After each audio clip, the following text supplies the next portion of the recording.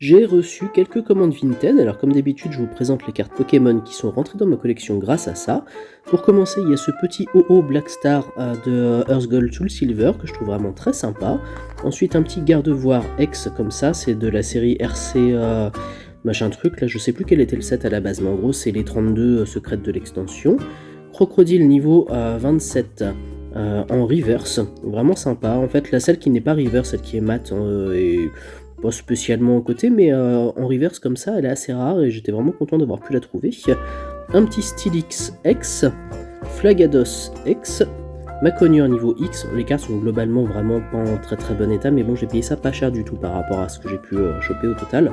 Le petit Magnézone en version shiny, comme ça, Méganium. J'aime vraiment bien ce côté brillant qu'il y avait un petit peu avec toute l'époque des primes et des bordures pour cette espèce d'effet holo un petit peu différent, quasi Cosmo Holo en fait. Je trouve ça vraiment sympa. Arceus V, elle est très abîmée, mais c'est une carte qui cote tellement à la base si jamais on l'avait en bon état que là je l'ai pris même si elle était en pour, c'est pas grave. Regigigas X, ça c'est la seule qui était en anglais, c'est un petit peu dommage en fait, je m'en suis rendu compte après l'avoir commandé qu'elle était en anglais. J'aurais préféré l'avoir en français, mais bon, tant pis. Et enfin, les cartes que j'ai mis pour mes classeurs en top loader, ce Dracofeu, qui n'a rien de particulier, c'est un petit Dracofeu basique, mais je ne l'avais pas, et ce Togepi en version holo, très content de l'avoir, parce que je commence un full set de tous les Togepi français, donc voilà, celui-ci c'est mon 9ème, j'ai commencé tout récemment.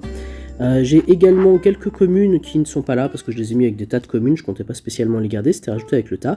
Et je vous montre des photos parce que je m'en suis déjà séparé, mais cette carte-là, magnifique, et surtout, même si elle est un petit peu abîmée parce qu'il y a deux pliures, l'ensemble que j'ai pu payer avec toutes les cartes, j'en ai eu pour un petit peu moins de 37 €, frais d'achat et frais de port compris pour le tout. Donc je pense que c'est une très très bonne affaire.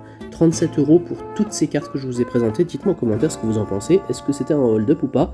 Je pense vraiment que c'est une super affaire.